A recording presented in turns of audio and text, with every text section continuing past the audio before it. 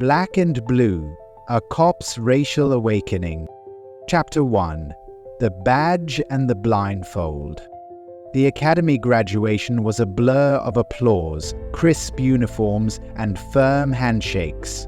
Michael Rivera stood tall among the sea of blue, his chest swelled with pride, a badge gleaming on his uniform for the first time.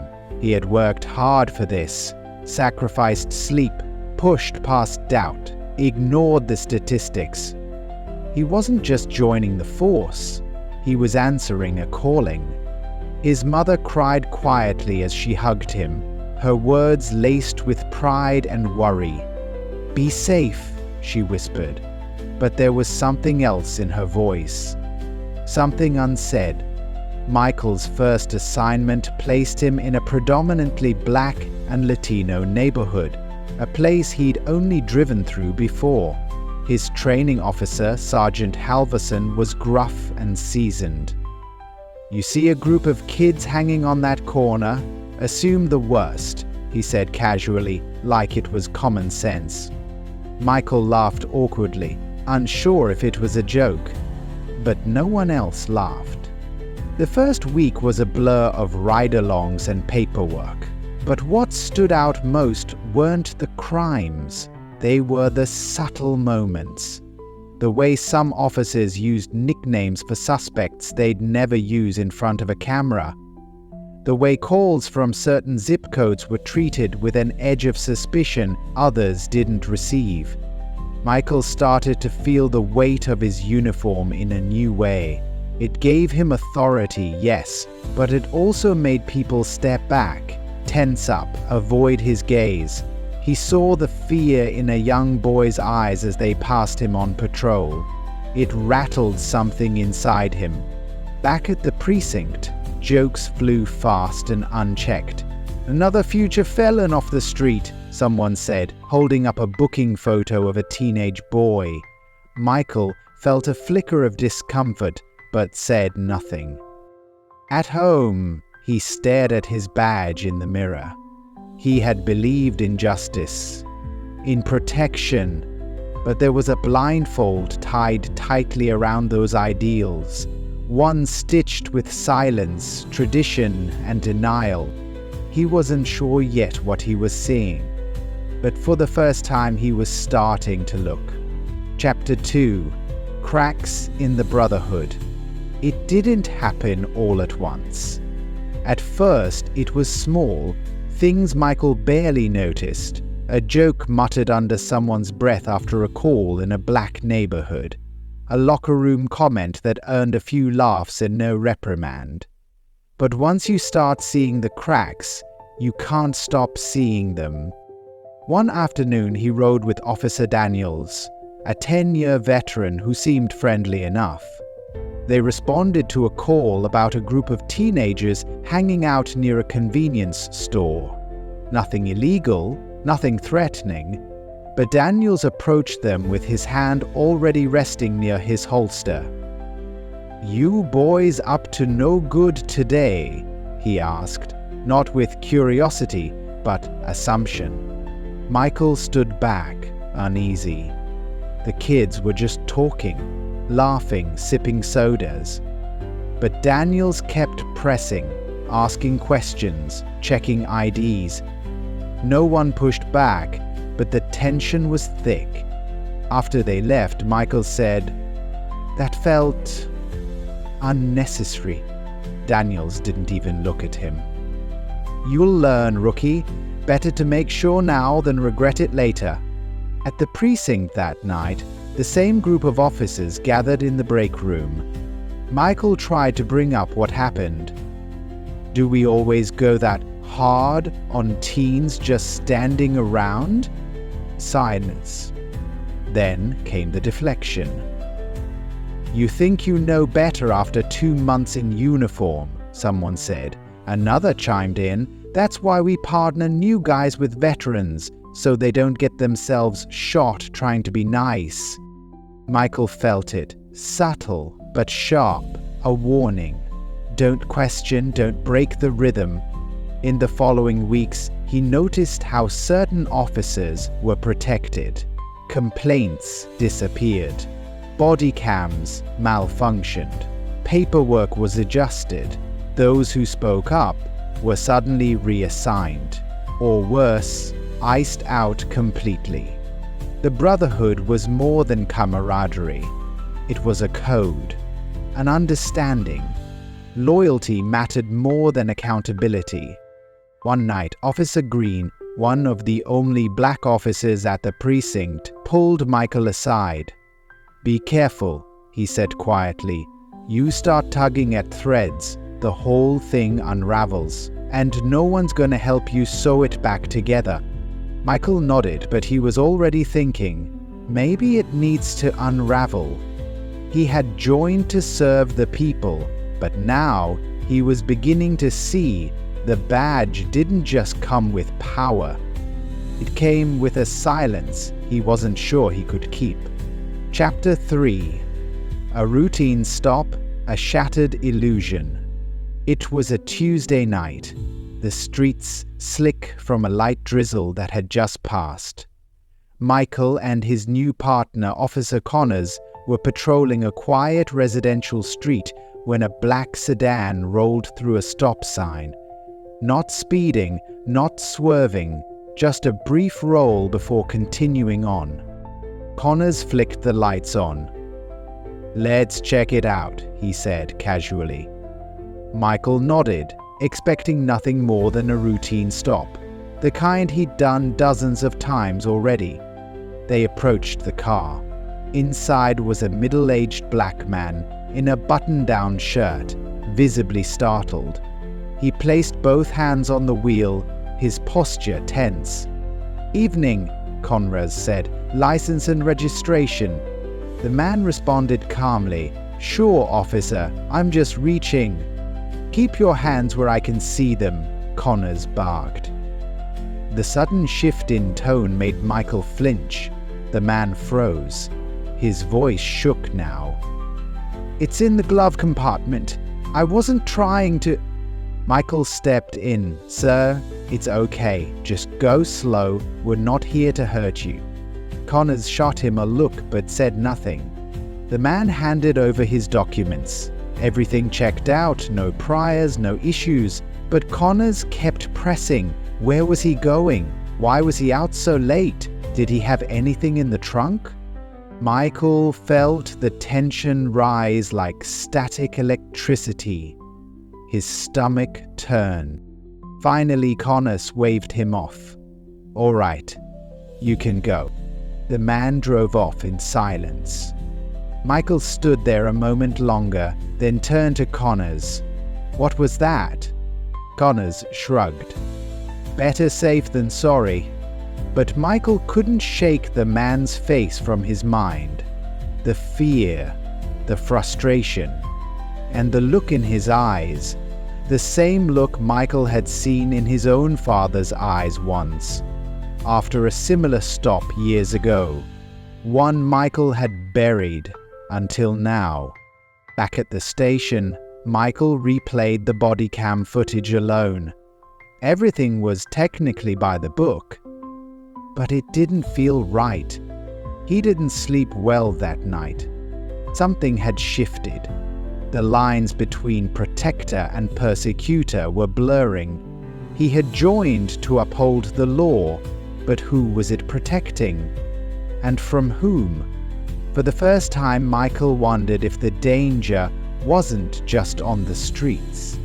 Maybe it was in the mirror. Chapter 4.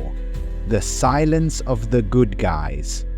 Michael started to realize that silence wasn't just an accident. It was part of the system. After the stop with Connors, he tried to talk to a few officers off the record. Most nodded. Some looked away.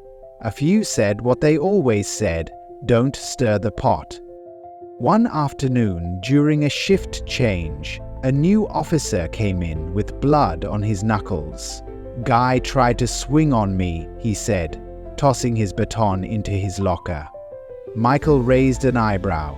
The arrest record he'd just read said the suspect never resisted. He looked to the others in the room. No one questioned it. Later that week, a rookie officer, Thomas, asked Michael in private, "Have you ever seen them rough someone up for no reason?" Michael hesitated. He wanted to protect him, to tell the truth, but he only said, "Be careful who you ask." That night, Michael sat in his car outside the precinct, staring through the windshield, rain streaking down like tears. He thought about the stories his mother used to tell him, about standing up for what's right, about courage. And he wondered if courage still counted when no one could hear you. He had grown up believing the worst thing a person could be was a liar. Now he knew. The worst thing was to be silent when you saw the truth and chose to ignore it. Because silence wasn't neutral, it was permission. And every time Michael stayed quiet, he felt himself slipping further away from the man he thought he was.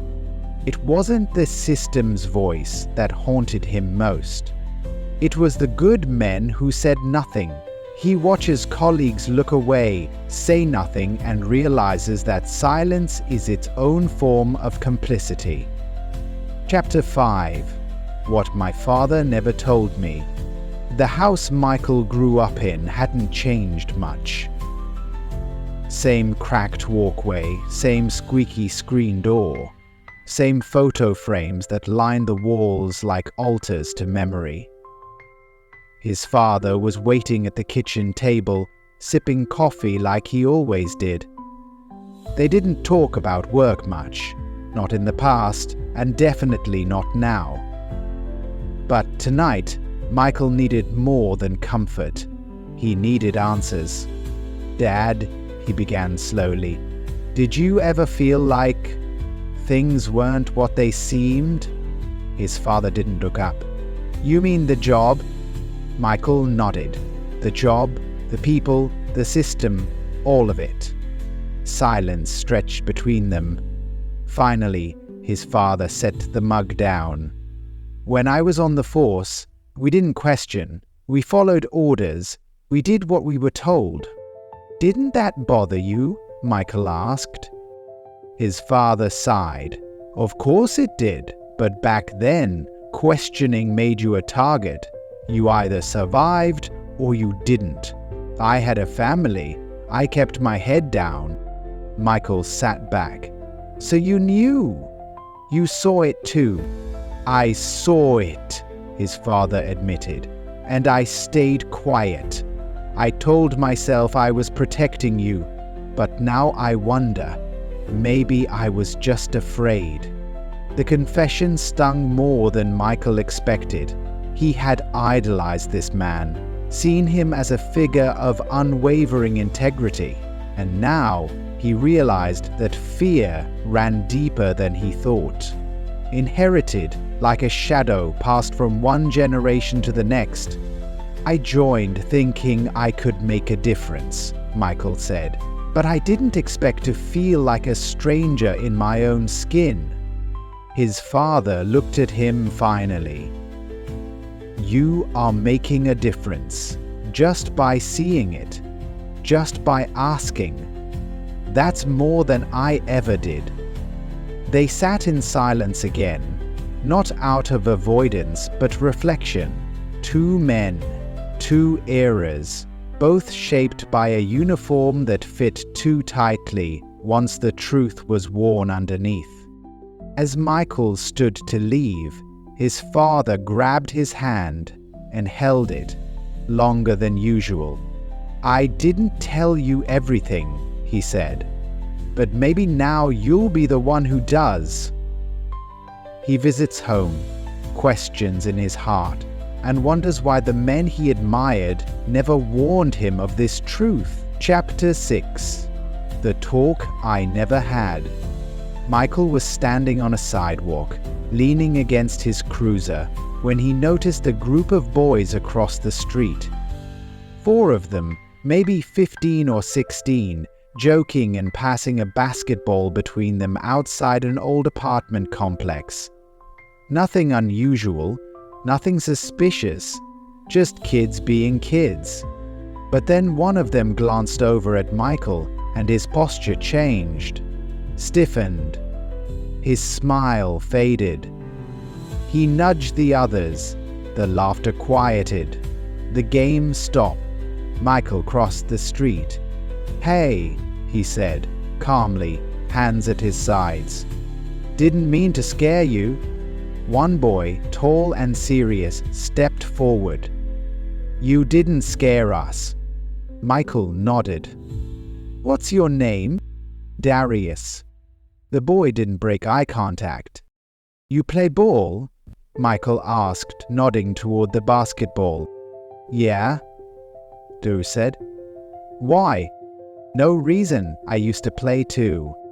There was a pause. "Do you always stop and talk like this?" Darius asked. Michael smiled. "Only when I've got time." Darius shrugged. "We don't usually talk to cops." "I get that," Michael said. Darius looked down for a moment, then back up. "My uncle gave me the talk when I turned 12. Michael frowned. "What talk?" "You know, the one about how to survive a police stop. Keep your hands visible. Don't move too fast. Be polite even if they're not. Speak clearly. Never run." Michael's throat tightened. "I never had that talk," he admitted. "Yeah," Darius said. "You probably didn't need it." There was no anger in his voice, just a simple, painful truth. Michael didn't know what to say. The boy had lived a reality Michael hadn't even considered. And now, in uniform, Michael was the symbol of the thing this boy had been trained to fear. "Look," he finally said. "I'm not like..." Darius cut him off. "I know. But we can't always tell who is." The other boys had started playing again, half watching the conversation. Darius picked up the ball and turned away. "Be safe," Michael said. Darius glanced back. "We're always trying." As Michael walked back to his cruiser, the weight of those words sat heavy on his chest. For the first time, he understood just how much he didn't know, and how much he needed to learn. A conversation with a black teen opens his eyes to the painful lesson he never had to learn himself. Chapter 7. Blue Lives Matter. It started with a meeting. A departmental training session labeled Community Engagement.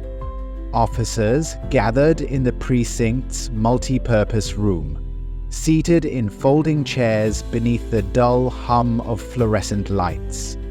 At the front stood a captain with decades of service, projecting slides about perception management and media control. Michael sat near the back, arms folded, listening as the captain spoke about narrative. "The truth," the captain said, "is what the public believes. Your job is to make sure they believe the right thing." A few heads nodded. Michael's stomach turned. He thought of the man at the traffic stop, the boys outside the apartment complex, the stories he was seeing behind the reports, the parts that never made it into official statements. Later, during lunch in the break room, an officer passed around a meme on his phone, a cartoon of a protester holding a "Defund the Police" sign with exaggerated features and a caption that read, "Can't fix stupid, only ticket it." Laughter followed. Michael didn't laugh. He opened his locker and found a sticker had been placed inside. A thin blue line flag with bold white letters, "Loyalty above all." It didn't feel like pride. It felt like pressure. He remembered a phrase he once heard in the academy: "You bleed blue now." Back then, it had sounded like honor. Now, it sounded like a warning.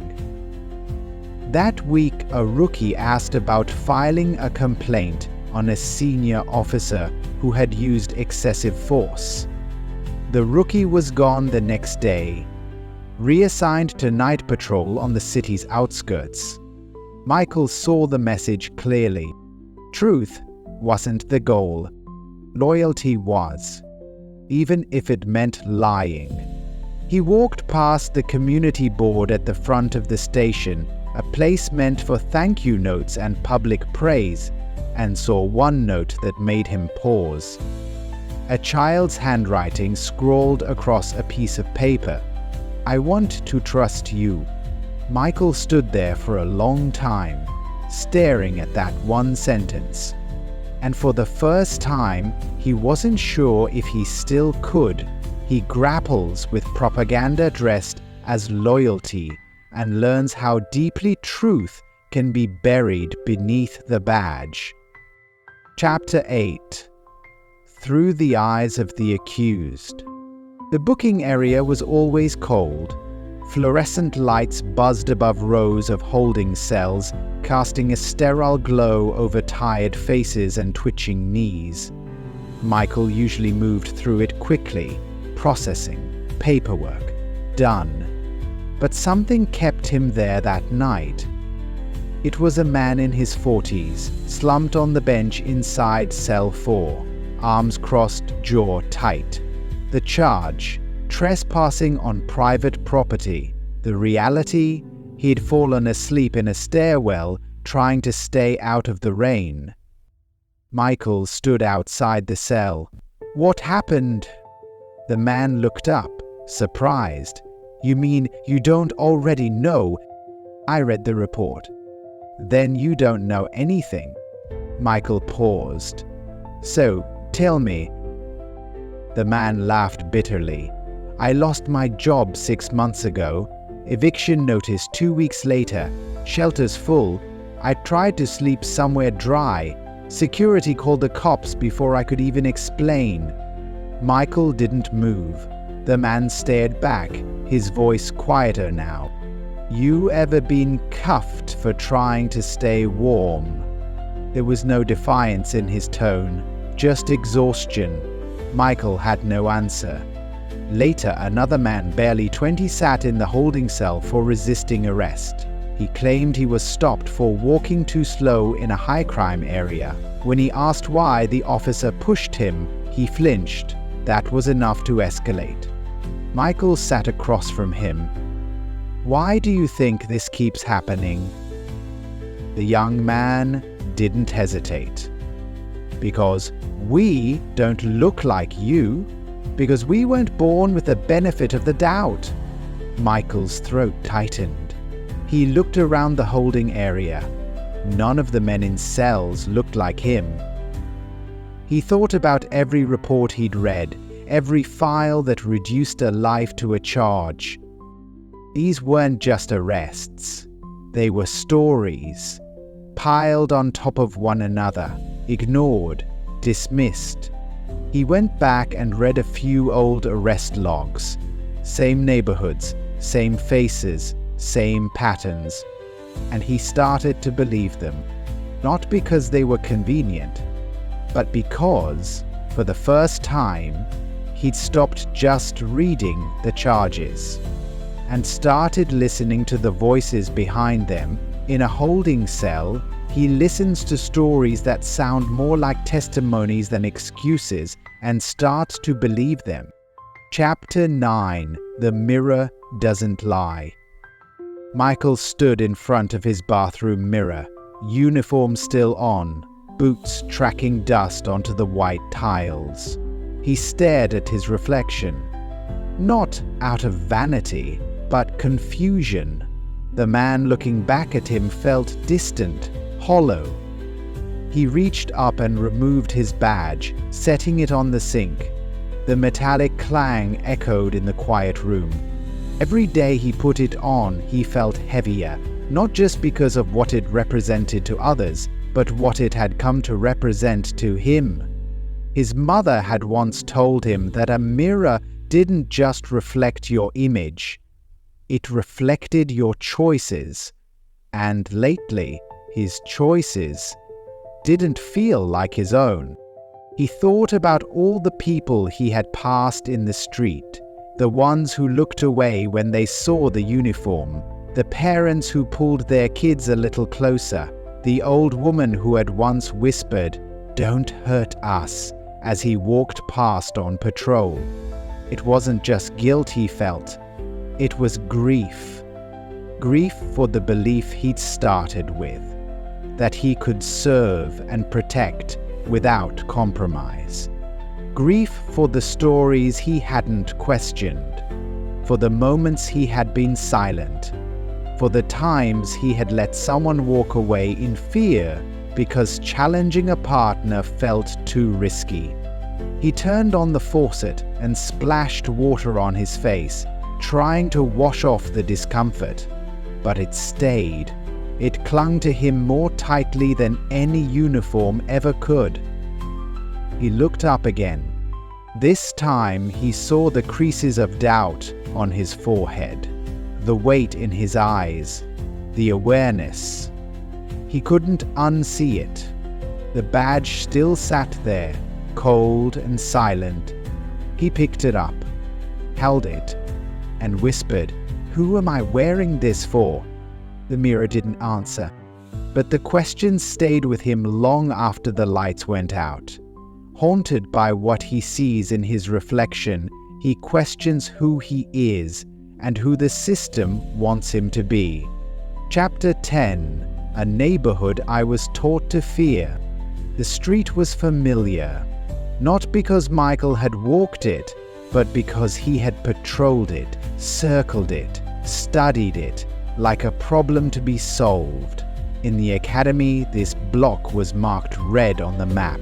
High crime, high caution, watch your back. He had driven through it dozens of times, windows up, gaze straight ahead. Now, for the first time, he was on foot, not in pursuit, not in response, just walking. The neighborhood was alive in a way he hadn't seen from behind the windshield. Kids raced bicycles down cracked sidewalks. A woman swept her porch, pausing to wave to a neighbor across the street. Music spilled from an open window, jazz, soulful and bright. Michael passed a corner store he remembered for a past robbery. Today it was filled with laughter and conversation. An old man sat outside playing dominoes with two boys no older than 10. Their shouts of victory and defeat echoed off the brick walls. He slowed down. An older woman in a green dress looked up from her garden and narrowed her eyes. "You lost, officer?" she asked, not unkindly, just wary. Michael shook his head. "Just walking." She didn't answer right away. Then she nodded, returning to her plants. He moved on, unsure what he was looking for, until he realized it wasn't what he needed to find. It was what he needed to unlearn. This block, this community, it wasn't the enemy. It never had been. It was people, families, struggles and resilience. It was the stories he'd never been trained to see. He passed a mural painted across a brick wall. A black child holding a book. Above him the words, "We are more than what you fear." Michael stopped. He stared at the mural for a long time. Then he took off his cap, held it at his side. For the first time, he felt like he was being watched, not as a cop, but as a man. And for once, he didn't turn away. He walks a block he once patrolled with suspicion and sees life, laughter and humanity he was trained not to notice. Chapter 11. The Weight of the Uniform. The uniform had once felt like armor. Crisp lines, shining badge, polished boots. It used to give Michael a sense of control, of purpose. Now it clung to him like a skin he no longer recognized. Every morning he went through the motions: button the shirt, secure the belt, clip on the radio. But with each piece came a heaviness that settled on his shoulders like lead. He noticed it most in the eyes of strangers. People didn't just look at him, they watched him, some with fear, others with quiet judgment. Mothers pulled their children closer. Store clerks hesitated before speaking. It wasn't just his presence, it was what he represented. During a community event, Michael was assigned to monitor a local park where families gathered for food, music, and games. He stood near the entrance, arms crossed, scanning the crowd. A little girl, no more than 6, walked past him holding her father's hand. She looked up, saw the uniform, and immediately shrank back. Her father whispered, "It's okay, baby," but his voice held a hesitation Michael couldn't ignore. It shattered something inside him. Later, a woman approached him hesitantly. "Can I ask you something?" she said. "Of course.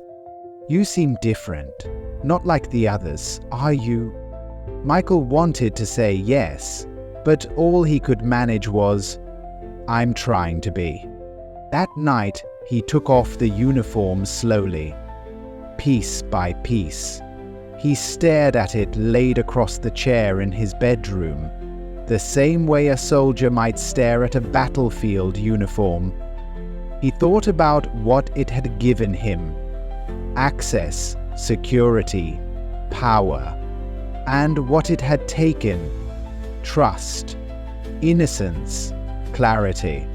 The weight of the uniform wasn't just physical, it was emotional, historical, and it followed him even when he wasn't wearing it. He sat in silence for a long time. Then he whispered, "I don't want this to be who I am, not like this." But deep down he knew. He couldn't shed the weight until he stood tall enough to carry what came with it. Even if it meant standing alone, the uniform once made him feel powerful. Now it makes him feel like a symbol of pain. He can no longer wear it blindly. Chapter 12. When the system looks back. It started with a knock on the locker room door. 2 agents from Internal Affairs stood waiting, badges visible, eyes neutral. Michael knew the look. It wasn't anger or curiosity, it was cold evaluation. "Officer Rivera," one said. "We'd like a word." The questioning happened in a small room, windowless and stale, the kind used to make people forget what time it is. They offered him water. He declined. The officer sitting across from him opened a folder. Inside were printed reports, stills from body cam footage, written complaints. "You were present during an incident on Juniper and 12th. Officer Connors was primary." Michael nodded. "Yes. You didn't intervene when Connors pushed the subject against the hood." "What?" Michael hesitated. "I didn't believe it was necessary force, but I also knew speaking out in the moment could escalate it further." The agent's pen didn't stop moving. They asked about his reports, why certain language was softened, why others were omitted entirely. He gave honest answers. Not excuses, not denials, just truth. The room stayed silent for long stretches, punctuated only by the scratching of ink on paper. When they were done, the lead investigator closed the folder. "We may need to speak with you again." Michael nodded. "I understand." As he left the room, he passed a mirror in the hallway. His reflection met him with steady eyes. This time, he didn't look away. Word got around fast. By the end of the week, fewer people spoke to him in the break room. One officer rolled his eyes in the hallway. Another muttered "rat" under his breath. But someone else, an officer he barely knew, slipped him a folded note. "I saw it too. You're not wrong." Michael held onto that note, not for validation, but for proof. The system had turned its eye inward, if only briefly, and this time Michael hadn't blinked. Invisible affairs investigate an incident. For once, he sees what it means to be on the other side of the questioning. Chapter 13. The day I didn't pull the trigger. The call came in just after midnight. A possible armed suspect seen outside a closed liquor store, moving erratically. Michael and his temporary partner responded. The streets were empty, shadows stretched long under buzzing streetlights. As they approached, Michael spotted a figure near the alley, a man, jittery, holding something in his hand. His partner shouted, "Drop it!" The man froze, but didn't move fast enough. Michael's partner raised his weapon. Michael saw it all in slow motion, the man's hands trembling. The object? A phone. No gun, no threat, just a man who was scared and confused. Michael stepped forward, placing himself slightly in front of his partner. "It's a phone!" he yelled. "Don't shoot!" The partner hesitated. Michael's heart pounded. The man dropped the phone and raised his hands. It was over in seconds, but it could have been fatal. Back at the station, Michael wrote the report. He didn't exaggerate. He didn't leave anything out. He made sure the truth was clear. Later, the man's sister came to pick him up. She looked Michael in the eyes and said, "You saved him, just by pausing, just by seeing." Michael didn't feel like a hero. He felt like a man who almost watched someone die for nothing. That night, he sat in his car for a long time before going home. He thought about all the officers who would have pulled the trigger, who might have been praised for it. But he didn't. Not because of fear, but because he finally understood that real justice wasn't about control. It was about care. Faced with a tense moment, he chooses restraint. Not because of fear, but because he finally understands what justice means. Chapter 14. Choosing conscience over code. The decision didn't come all at once. It built slowly, like pressure behind a dam. Every story Michael had heard, every silent nod, every look the community gave him, it all sat in his chest like a weight too long carried. So when the community board offered speaking slots for the upcoming town hall on police reform, Michael added his name to the list. He wore no uniform that day, just a button-down shirt and jeans. Not because he was ashamed, but because he wanted to be heard, not obeyed. The auditorium buzzed with nervous energy. Residents, activists, officers in plain clothes, and reporters all filled the rows. When Michael's name was called, he stood slowly and made his way to the mic. He took a breath. "My name is Michael Rivera," he began. "I've been an officer in this city for 5 years, and I came here today not as a representative of the department, but as a man who's tired of lying by staying silent." Gasps. A murmur moved through the crowd. He continued, "I've seen things I can't unsee, heard things I didn't speak up about when I should have. I've let fear, loyalty, and comfort keep me quiet, but not anymore. He told them about Connors, about the excessive force, the cover-ups, about the way new officers were trained to distrust certain neighborhoods, about the silent consequences for speaking up. He didn't name names to shame. He named truths to heal. By the time he finished, the room was silent. Then, slowly, a few people stood. Applause followed, not the explosive kind, but the slow, deliberate kind, the kind that meant something.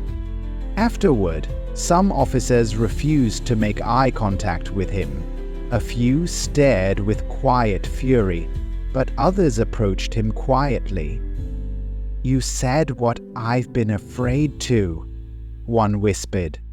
Another just nodded. It needed to be said. The department opened an internal review days later. Michael was placed on administrative leave, but he slept better that week than he had in years. Because finally, the words he'd been swallowing were free. And so was he. Chapter 15. Becoming More Than Blue. The badge sat in a drawer now, tucked beneath an old academy photo and a folded American flag.